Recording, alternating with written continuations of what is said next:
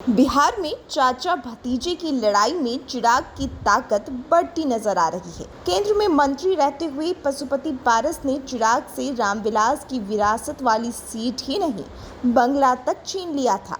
लंबी पॉलिटिकल लड़ाई के बाद अब चिराग पासवान एंट्री मार चुके हैं, पिता की विरासत वाली सीट पर भी और केंद्र के मंत्री पद पर भी। पॉलिटिक्स में समय का ऐसा चक्र आया कि अब एनडीए में चिराग पासवान पावरफुल हैं। पशुपति पारस का कद घटता दिख रहा है।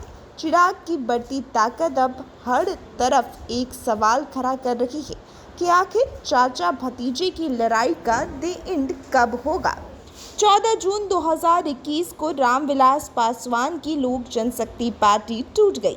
पार्टी के 5 सांसद पशुपति कुमार पारस, चौधरी महबूब अली कैसर, वीणा देवी, चंदन सिंह और प्रिंस राज ने मिलकर राष्ट्रीय अध्यक्ष चिराग पासवान को सभी पदों से हटा दिया, जिसके बाद चिराग के चाचा पारस को अपना नेता चुन लिया।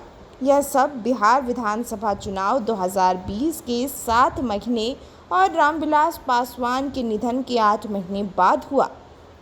लेकिन अब चिराग पासवान ने वापसी ली और इस तरीके से सीट पर और तो और केंद्रीय मंत्री के पद पर अपना जगह बना लिया है। केंद्र और राज्य की सत्ता से अलग थलग पड़ने के बाद चिराग का सितारा पूरी तरह से गर्दिश में था।